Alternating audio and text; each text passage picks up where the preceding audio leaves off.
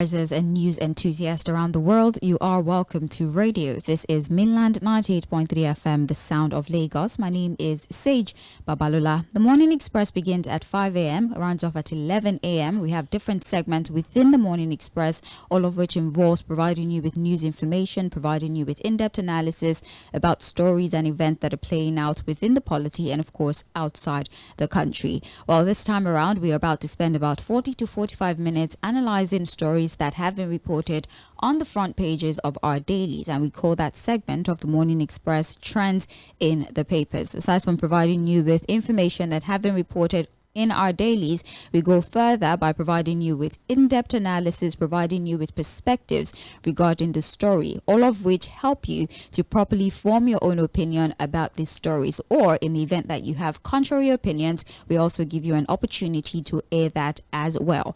Again, this is Mainland 98.3 FM, the sound of Lagos. You are listening to Trends in the Papers, and like I said, is basically an insight into the many reports that have made it to the front pages of our newspapers. My name is Sage Babalola. Earlier, I promised you that aside from reeling out the stories to you, we'd go further by providing you with perspective and analysis. Well, taking on that responsibility this morning, as always, is our in-house analyst, Fuad Said. Good morning to you, Fuad. How are you doing today? Yeah, good morning, Sage. I'm good. How are you doing? I'm okay. I hope fasting is not shaking you. It's not shaking you. Not shaking. No, it's the usual routine. Yeah, you do it every year, so. Yeah, I got faster. I know. It's not even obvious because you are just fresh. Everybody, you are just fresh coming to the office. If you have to give me a rank in the military, that is where I'll be captain. Well, the commission officer. Even though. Well, thank you very much. Good morning to you. But yesterday our falling heroes were very yes, I was going to open that. Yeah, all right. Yes, no, it's okay. I'm glad that you raised it. I was going to open with that, even if it wasn't like the headline on the papers, but it has to be the first thing to respect, our fallen soldiers. So they have been laid to rest at the National Cemetery in Abuja. The president had a lot of things to say. He says, first of all, he conferred on them, posthumous honors, right?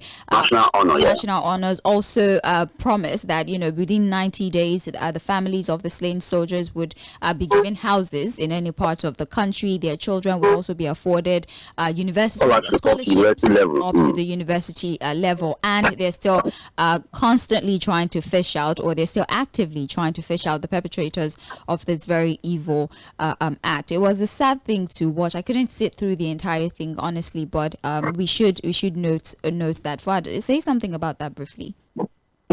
Yeah, a very sad, sober moment yesterday when 4 commissioned officers and 13 soldiers of the Nigerian Army were laid to rest. Of course, we all have the story. So the background to the story has been out there. The unfortunate incident that happened in Okwama community, Ughelli South local government of Delta State, where these gallant soldiers had lost their life in the most gruesome manner. And of course, a lot has happened after then. But yesterday, they were all buried. The president, made it a duty to attend the burial bastard. It wasn't like he was sending someone or was just allowing the military to do their thing.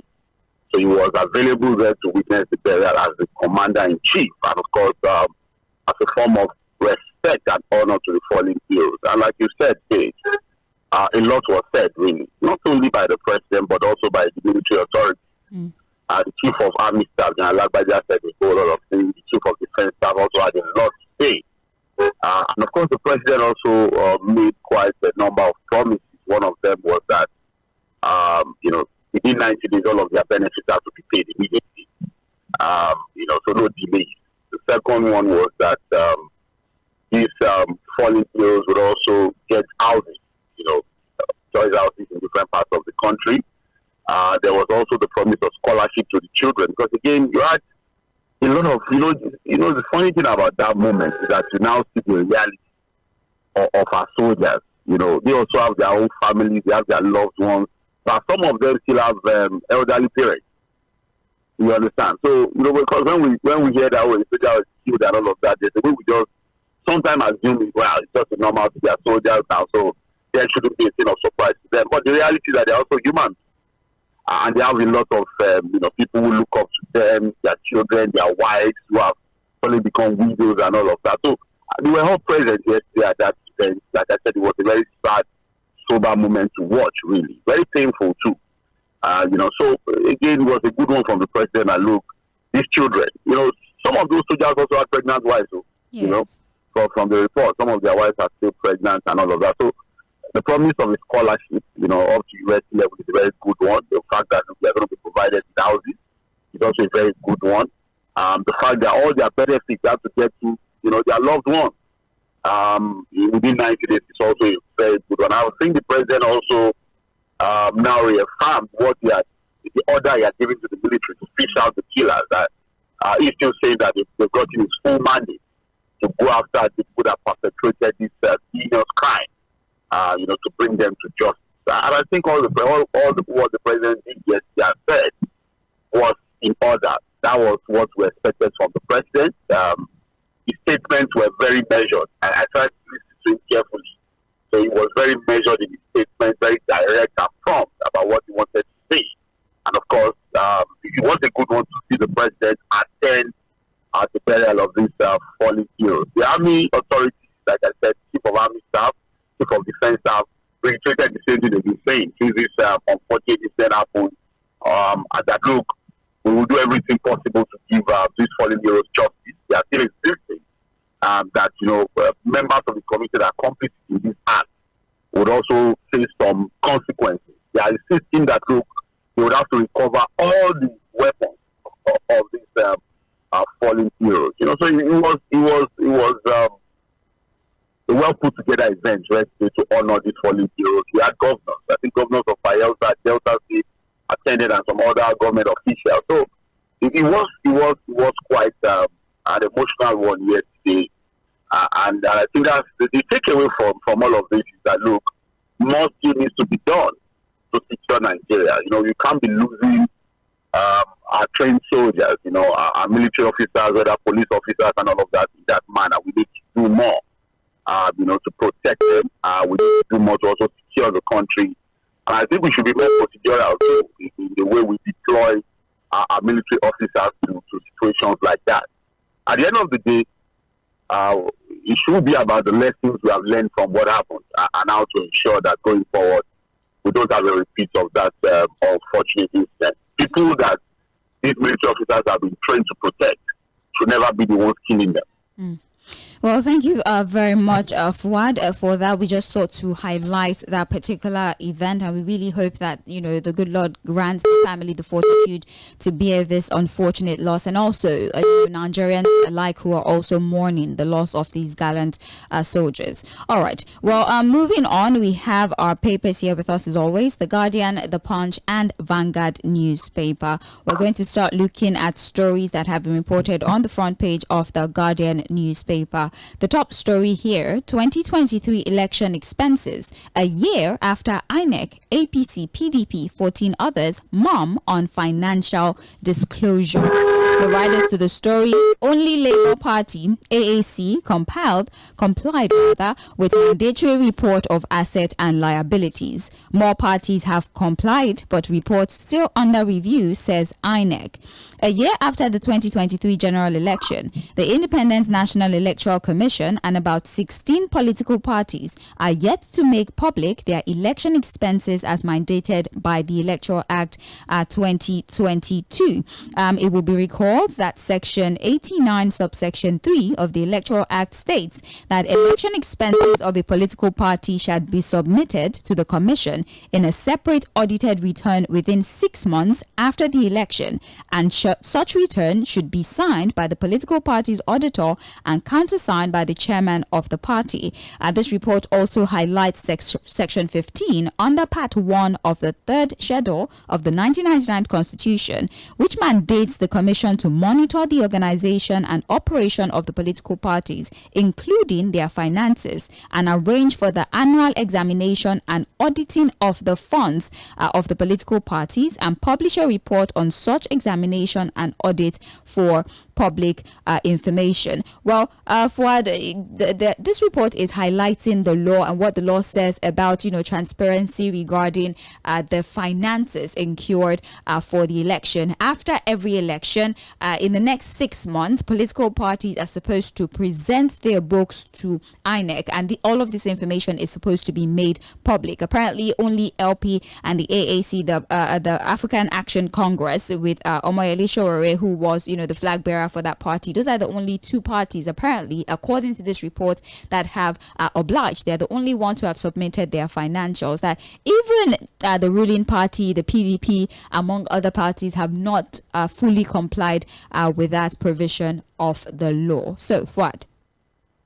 Well, again, there are so many things in the Electoral Act,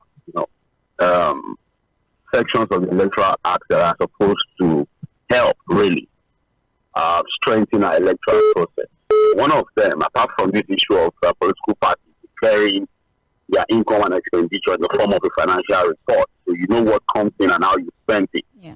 You understand, and then of course show the closing balance of political parties after an electoral period. One of them is also the issue of spending limits when it comes to elections. There's this law that talks about what parties are supposed to spend, what you are not supposed to.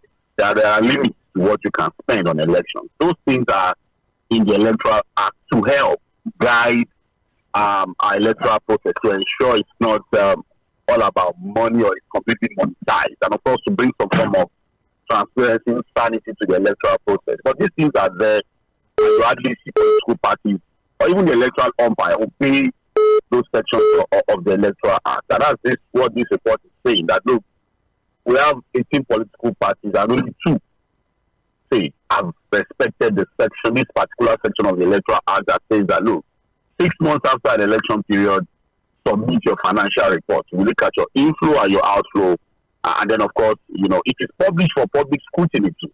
So some of these things are also important for the public to see. So you look at it, it's well audited and then presented, so that the public can also have a view. But again, like I said, some of these things are there. Nobody takes them seriously. Nobody pays them. There are really no consequences for violating them.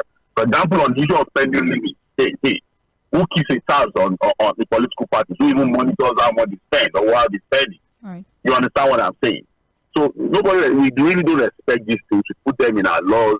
We are not so intentional about it. And so it's just mere sections and mere provisions in the law that nobody respects. In the US, for example, which is probably the democracy we structured our own democratic process after. As a presidential candidate, you can't even raise money yourself, if you understand what I'm saying.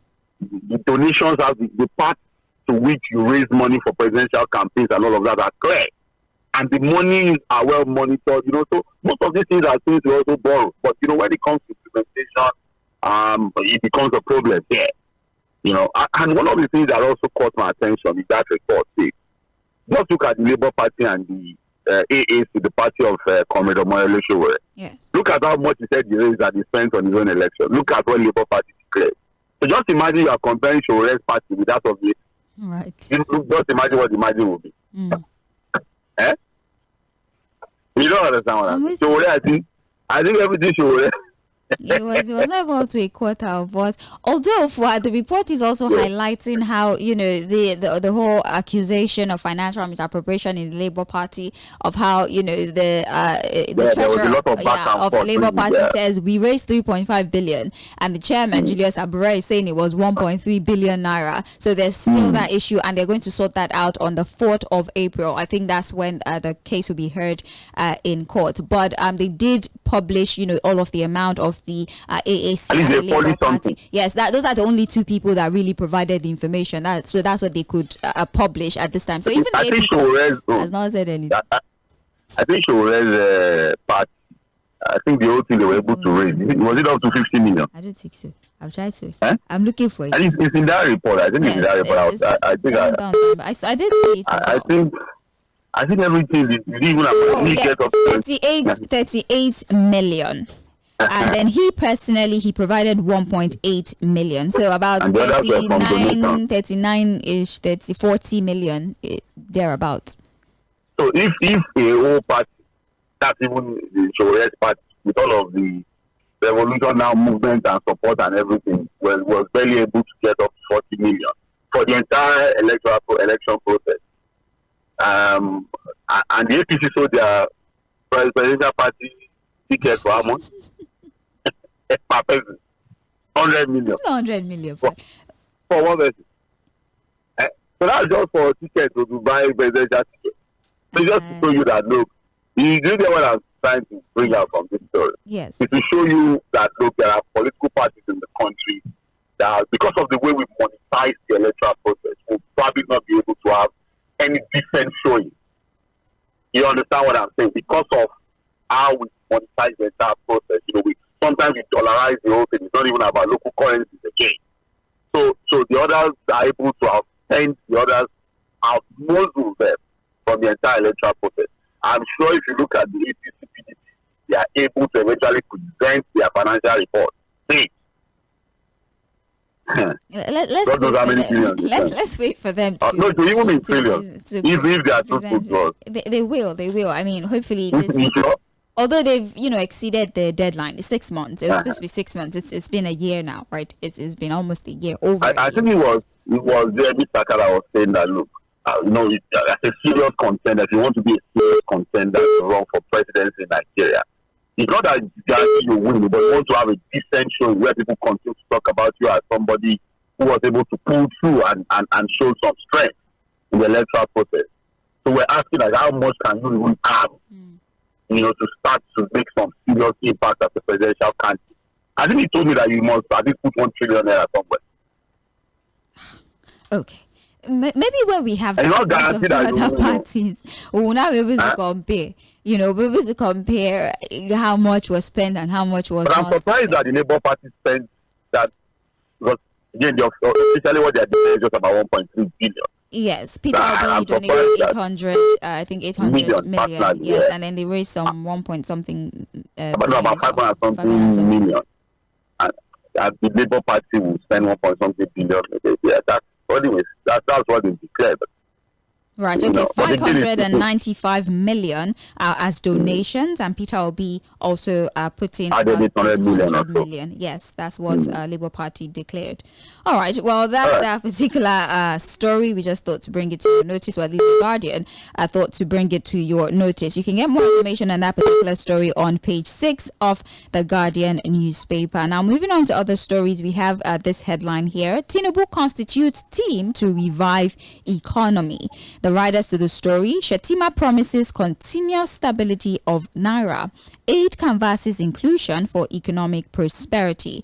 Now, to boost the economy, President Bola Tinubu yesterday established a comprehensive economic coordination and planning system for the country. A statement by his spokesman, Ajuri Ngalale, revealed that 3 key economic committees were constituted, with the president heading the 31-man Presidential Economic Coordination Council, PECC, while the Minister of Finance and Coordinating Minister of Economy, Wale Edun, is chairing both the 19-man Economic Management Team Emergency Task Force, EET, and the 14-man Economic Management Team. Tinubu approved the constitution of the committee in a strategic move to enhance economic governance framework and ensure robust and coordinated economic planning and implementation. Further teams have been constituted, or more teams have been constituted, for the sole purpose of resolving our economic woes in the country. This team is supposed to come up with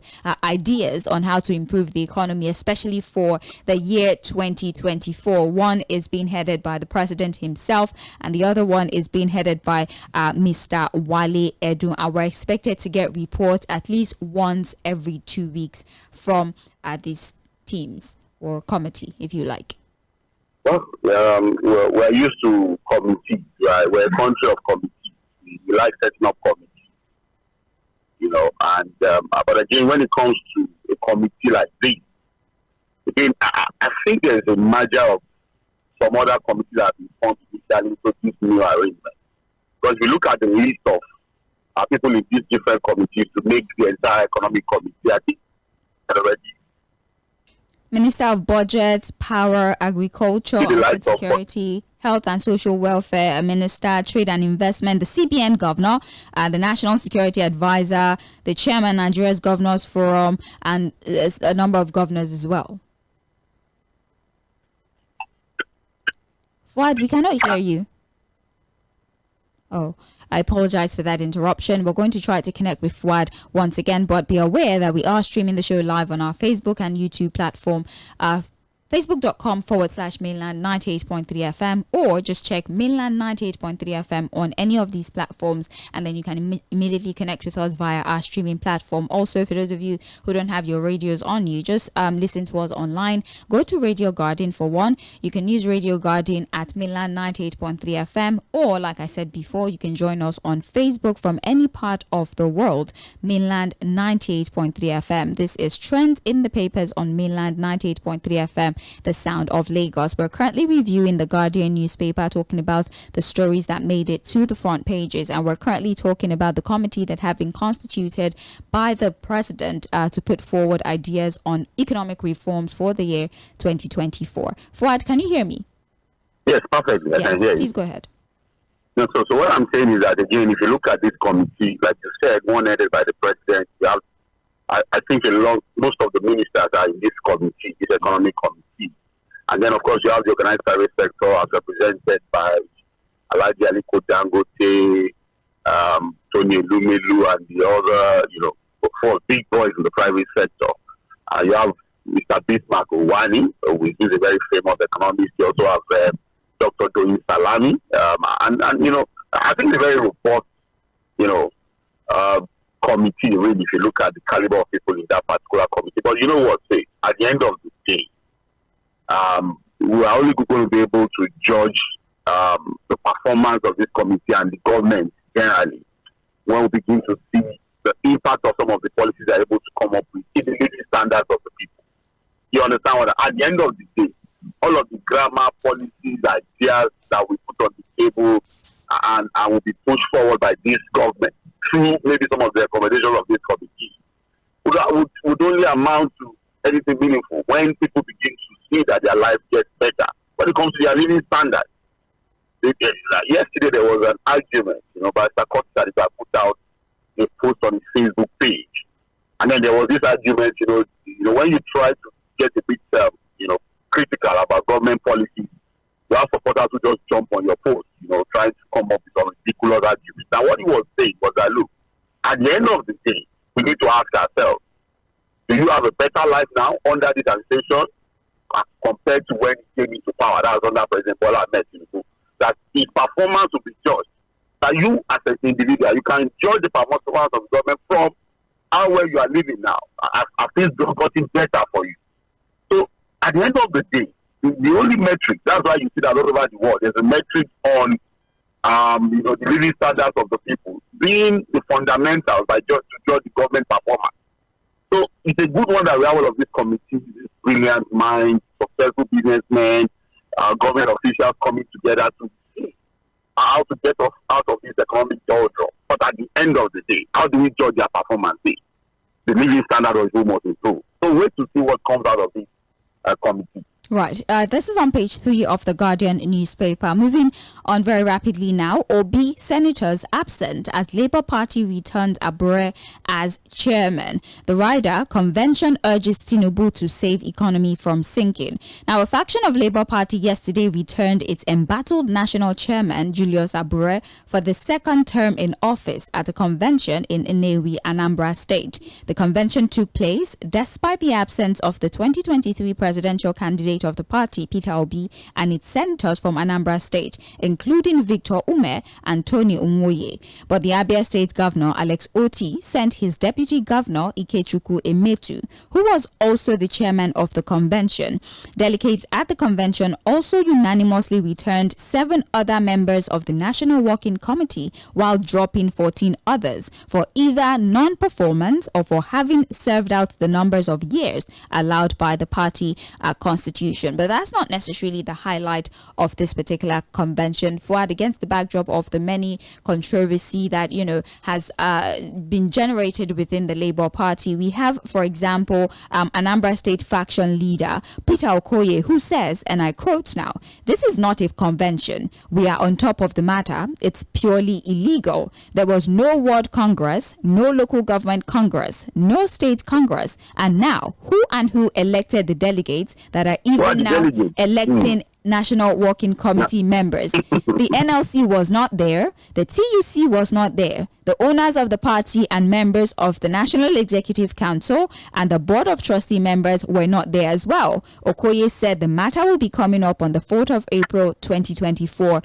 for hearing. Fuad, what does this mean for the integrity of the party and the expectations of, supporters of those who constitute this party in forthcoming elections, and also the role of opposition that a lot of people have, placed on their shoulders?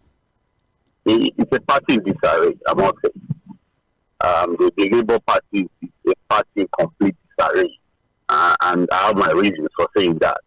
And of course, from what you have even read out, I think it's easy to conclude that this is a party in tatters, complete tatters.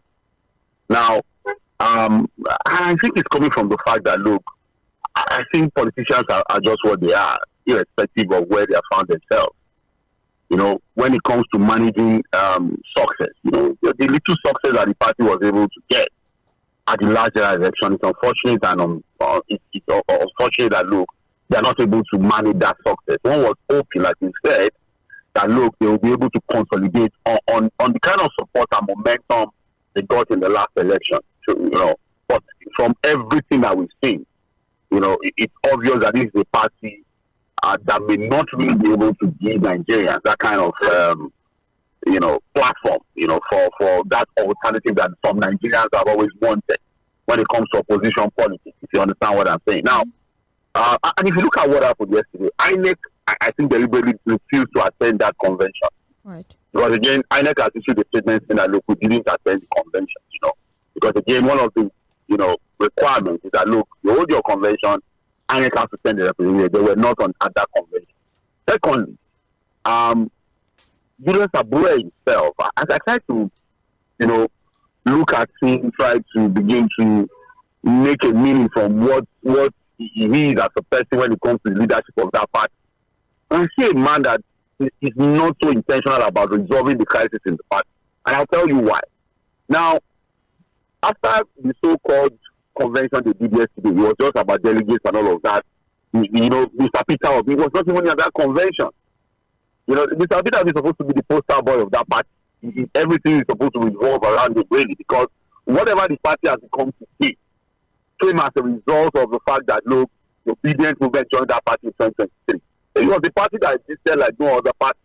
It was like the AACs of this world and the boot parties of this world before Peter Obi joined them. So, you want to have a national convention as important as that, and Mr. Peter Obi was not present. Even the governor, the only governor you have in the last election, those sent a deputy governor, but he himself refused to attend that particular convention. And you know what happened? After Mr. Abure and his executives were returned elected by so-called delegates that emerged from protests we don't know about, there are 2 seats reserved for the NLC and the TUC as vice chairman of the party. Mr. Julius Abure declared the 2 seats they can get. You see that, is that a person that is really looking for peace? You understand what I'm saying? And then they also made a decision that shocked me yesterday. You read the report very well. They now said that, look, because of the capacity of Mr. Peter Obi in 2023 election, that, look, ahead of, we are still in 2024, that the candidation of the party, the ticket of the party for the presidential election in 2027 to be reserved solely for Mr. Peter Obi. Yeah. You don't understand what I'm saying? I get you. What kind of... You don't understand? That's how they want to do their thing now. Well, is it illegal, first of all? I want to understand. It's not illegal. Is that illegal? But no. Okay, but what happens? Look, how do you resolve to take that kind of decision? So what happens to the rights of other party members who may be interested in running for president in 2027 using that platform? Right. They should go and sit down. When we say we are practicing democracy, we should see it in our flesh and blood and action. And then you resolve under what the only thing is that look, it's just about eye service to Mr. Peter Obi. What I said yesterday was eye service. There was nothing critical or intentional about really, bringing the party to a strong standing ahead of the elections in 2027. Everything they did yesterday was a charade and eye service completely. And that's why I think that look, the way they are going, most likely Mr. Peter is going to lose that party. And that's what my mind tells me. I'm sure he would not risk remaining in that party in 2027 with all of this. Because again, what you are going to have is that look, they are going to be immersed in different legal battles. People are still going to go to, the Lamidia Papa faction is still there. Yes, April I'm sure 4. That one is still there. Yeah. The NLC and TUC will go on another legal battle against them. So you have a party that will be in complete disarray as they approach 2027 elections. And like I said, Mr. Julius Abure, it's not even helping matter. His leadership has to be questioned. His capacity to lead the party and bring sanity and peace to that party is questionable. I really think he doesn't have the capacity. My opinion. Well, it's on page 4 of the Guardian newspaper if you're interested. You're still on to trends in the papers on Mainland 98.3 FM, the sound of Lagos. Join us on Facebook. We are streaming the show live. Mainland 98.3 FM is how you find us, or facebook.com/Mainland 98.3 FM. My name is Sage Babalola. Fᴜʟᴏᴡ is still here in the studio, virtually, of course. We have Falana issues Akpabio's 7-day ultimatum to reinstate Ningi or face lawsuit. Human rights lawyer Femi Falana has asked the Senate President Godswill Akpabio to lift the suspension placed on Senator Abdulhamid Ningi, representing the Bauchi Central Senatorial District in the Senate. Falana said Ningi's suspension was illegal and unconstitutional. He also issued a 7-day ultimatum to reinstate the senator. Fuad, the law, of course, has been involved in this tussle with Senator Ningi, who accused the Senate of budget padding, and he was placed before the Senate, the institution that he's accusing, and they decided to suspend him. And now we have Femi Falana, human rights lawyer and activist, who's saying, I give you 7 days, the Senate President, Mr. Godswill Akpabio, Senator Godswill Akpabio, I beg your pardon, to reinstate this particular senator, or we will be taking this to the court of law. Fuad. Well, see, again, Femi Falana is the lawyer representing Senator Abdulhamid, Yes. suspended Senator Abdulhamid. And what he has said is that, look, he wasn't given a fair hearing, and that, what has happened was against, provisions of the Constitution as to the rights of the people who had elected Senator Ningi as their senator, and that, look, that suspension itself is depriving them of their rights, to representation at the upper chambers of the National Assembly. So a lot of legal, statements and all of that, but I think the crux of the matter is that, look, Senator Ningi now wants to test his right in a law court as to whether it could be suspended in that manner in which he was suspended. When Senator Ningi was suspended for 6 months, we have said it that, look, there's a precedent suspension of people in the Senate. And I think there have been court rulings, even right from the time of the 𝐴vyomi the senator from Delta State. There have been court rulings that you cannot suspend for more than 14 days. You understand what I'm saying? Yes. That the suspension cannot last for more than... Because again, when you suspend a senator, you are not just, what about the rights The of the entire people? constituency. Because again, that means that they don't have representatives in the Senate. So again, some of this, it's good that I would like that the case gets to court, so that again we can test some of these things in court and have some fundamentals to whether a senator can be suspended in that manner. Like I said, there have been court rulings as to the fact that, look, it cannot be more than 14 days. I think even when Senator Aliyu Ndume's suspension happened during Bukola Saraki, there was also a court ruling, even though it didn't bother with it again. So, but again, let's see whether this will get to court and what court will say. All right. After the suspension of Senator Ningi, we'll have to wait.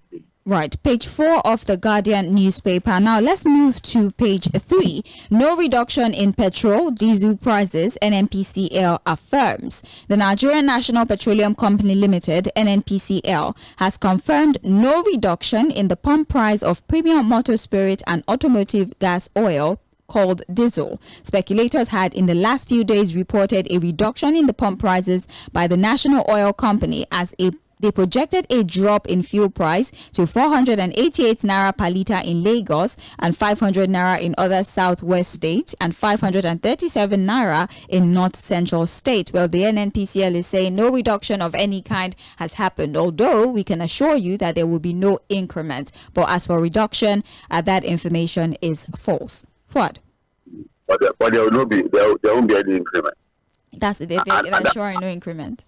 Wait now, and that's a statement coming from the NNPCL. Yes. Or the deregulated market. I mean, we have not reduced, but there will not be increment. So we are still regulating price. Is that what we're saying? The paradox. I cannot explain the paradox. Sorry. I cannot help you.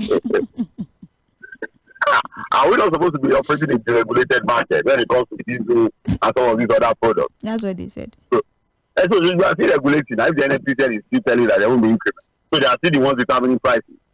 It's not the market. What you call the market forces.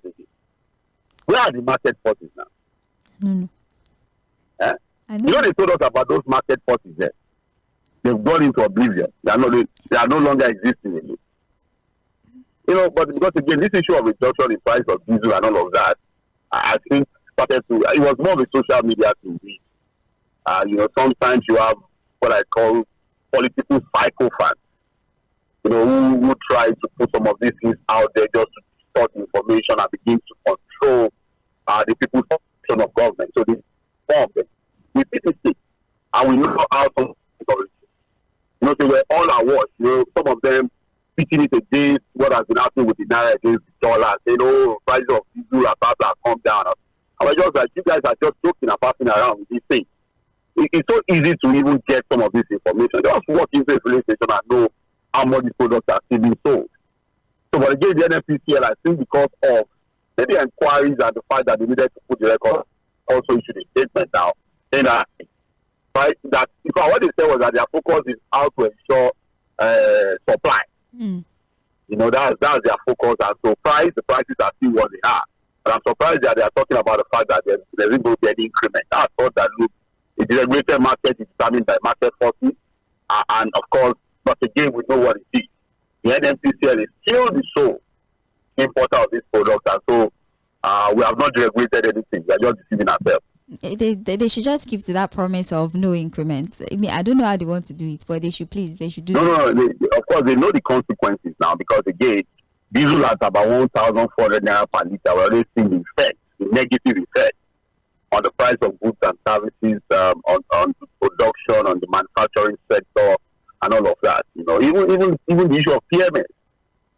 Because again, what industry experts are saying is that, look, ordinarily we should already start to buy PMS at over 1,000 naira per litre.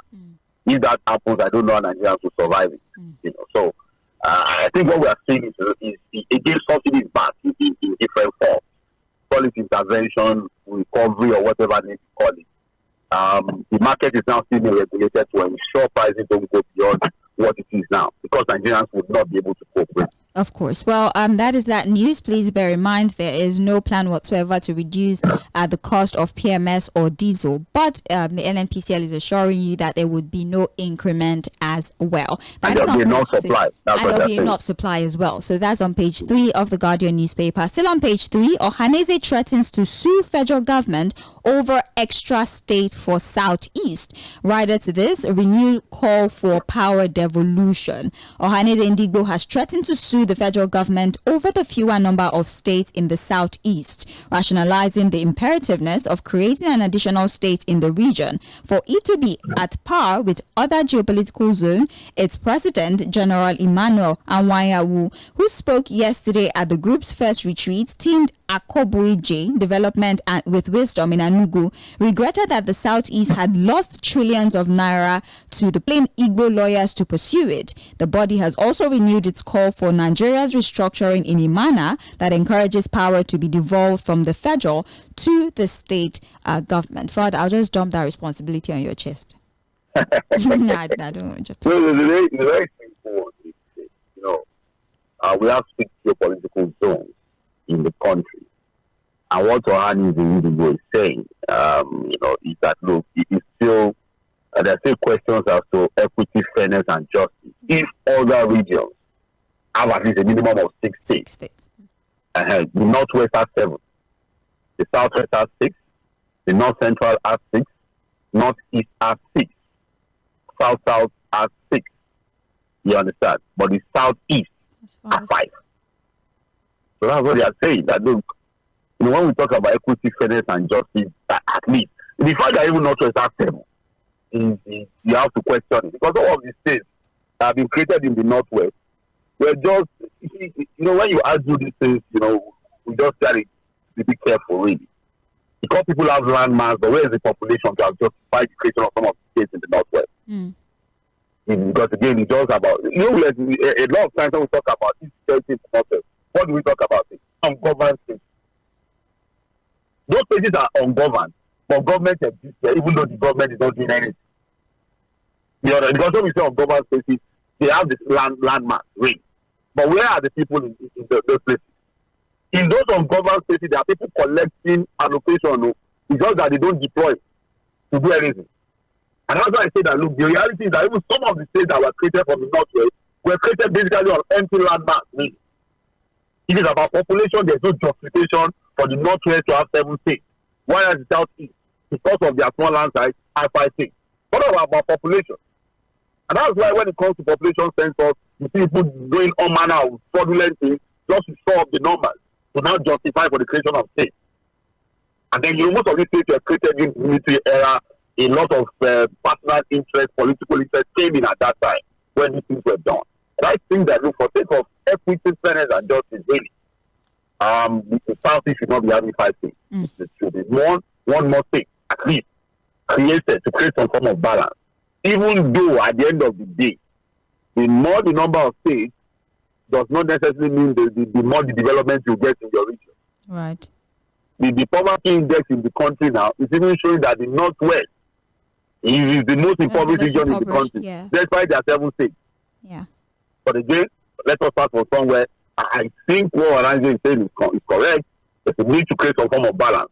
And if they want to go to court, it would be nice to see what the court will say. It's nice to set some of these things in court, really. Right. But I think that we needed to have one more state in the Southeast, at least to create some form of balance. Well, let's see. Let them test the law, and then let's see what the law says, and there would even be some sort of precedent moving forward if issues like this ever come. But the process to creating states now. So you need to also say that it's not and tedious, of course, and cumbersome and complex and crazy to create all manner of things. It was easy to create states under the military. Those ones they will just do it. Nobody questions, and there's no. Right. It's just a decree. Decree so we create the state and so be it. But I don't think to achieve creation of states in this democratic setting, the deliberations and considerations, pushing bills, you are demanding for your own, others are saying no, we want. Lagos too. I'm in Lagos now. We want one more state. One Lagos divided into 2 states. Why? What do you mean why? What of the population? I don't know. The state is over 20 million people. What are you saying? Why? I don't like over 20 million people in my state. And you say, why do you want one more state? Why? We already have a name, sir. Even though, no. We are not giving you any extra states. We will not agree. Anyways, that's on page 3. That's on page 3 of the Guardian newspaper. We also have here Hajj fare hike. Kano announces 1.4 billion naira subsidy for intending pilgrims. Nduma rejects hike 6 subsidy. Now, Kano State government has approved 1.4 billion subsidy for intending pilgrims from the states, that's Kano State, to mitigate the sudden increase in the 2024 Hajj fare by the National Hajj Commission of Nigeria. If you remember, the Hajj Commission announced that there will be 1.9 million naira. I think that's the increase now for those who intend to go on pilgrimage. Well, I think that they will be subsidizing about 500,000 naira per person, and Ali Ndume is saying that this increase, in Kano State, that this increase, Senator Ali Ndume is saying this increase is going to prevent, prospective pilgrims from going on pilgrimage, and so they've decided in Kano State to subsidize 500,000 naira for those who are interested. A cumulative sum about 1.4 billion naira. Well, again, I'm a Muslim, and at least for what I know of my religion, it is not compulsory. You don't have the means. Yes, one of the tenets of Islam, one of the pillars of the religion, and one of the things that a Muslim should strive to do in his lifetime. But it's clearly written in the Holy Book that look, if you don't have the means, it's not compulsory as an act of worship. And it's unfortunate again that we're getting government now getting involved in these things. Now you want to subsidize pilgrimage.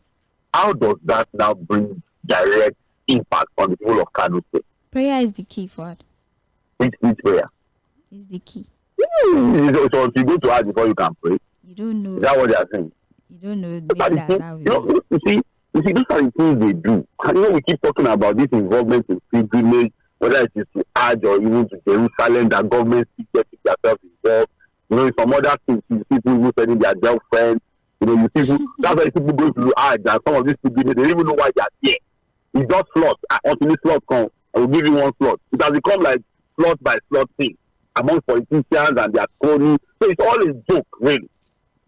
Yes, so some of them will go to those pilgrimages now. It's more of going to do selfies and do videos, and they just go there passing around. They don't even know why they are there. But the government money, slots have been created for political jobbers and political cronies, and so they must share it. And at the end of the day, in those states, there are no good schools. In those states, there are no functional hospitals. In those states, you have huge infrastructure deficits. And then the government, in its own wisdom, is subsidizing ads. That's supposed to be a personal thing that even the religion has said is not compulsory if you don't have the means. Look at the states that they do compulsory marriage for people. Abi? Yes. Hello, state. I can hear you. I know how. They do compulsory marriage for people. You must marry more. You'll buy beds. And it's massive, like right. mass marriages, like a lot of people on the same day. Yeah, they give them, utilities, food, and everything. And they even said that it's a campaign promise that they must do. It's so national development, what? You don't know. National development. Yes. To give birth to children that you're not able to train. Human capital development. To give birth to children that will eventually go into the trenches and become criminals because you have not been able to train them. We are creating more problems for the society, not anything development. If when you begin to give birth to children that you cannot give good education to, you can't guarantee them employment, you can't even guarantee them quality health care. They are the Boko Harams of tomorrow. That's not the reality. That's the people that will eventually become to give the society problem. They will eventually become bandits because you have not trained them. Fuad, we have to go. We're out of time, actually.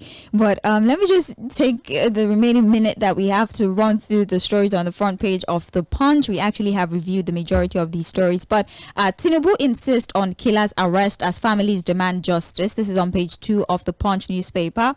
President's 50-member emergency team gets 6 months to rescue economy. We also have here, NLC faults Abure's return. Labour Party tips Obi for 2027. Same name linkage, subscribers kick against Friday deadline, demand extension. And finally, for Vanguard newspaper, calls for stoppage of ex-governors, president's pension raise dust. VP Shetima expresses confidence as Naira strengthens further.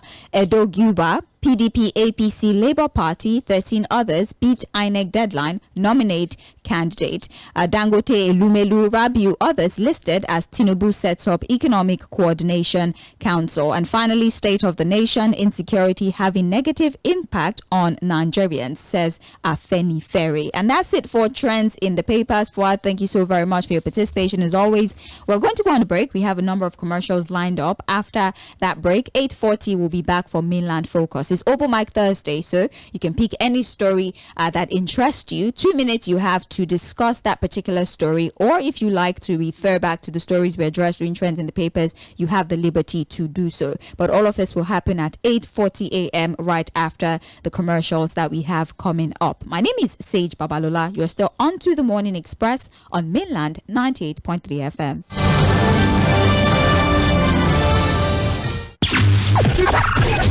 Major throwback.